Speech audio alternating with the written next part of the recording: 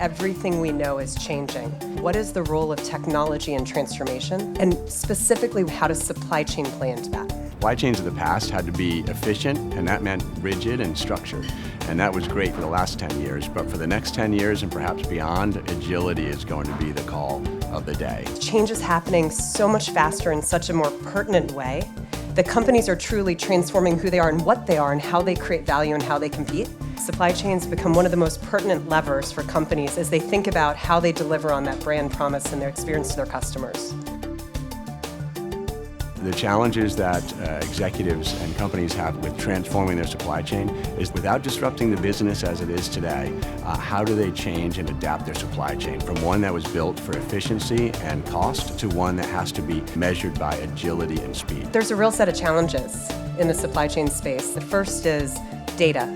If you just go into a traditional company and you look at their supply chain and you try and connect across the silos of the organization the data that exists, let alone the data that they could bring in and source through other mechanisms from outside, maybe even consumer sentiment analysis or IoT data. Data itself is fragmented and owned by various entities within the organization.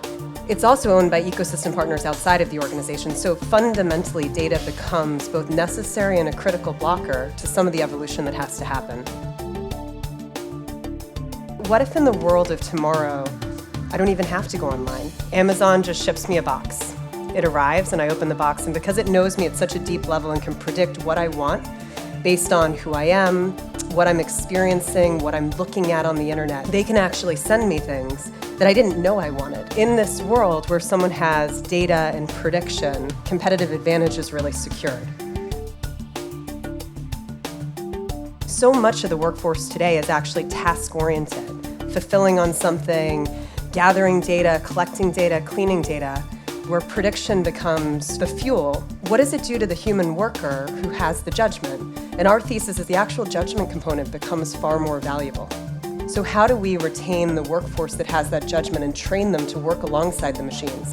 Think about the planning function in supply chain, where someone will proudly say to me today, well, it's a bit of art and it's a bit of science. You know, I have my data, but I have my judgment on it. How do you complement the people who can understand the models with the people who actually understand the business and the domain? That contextualization to us is the entire unlock of the AI.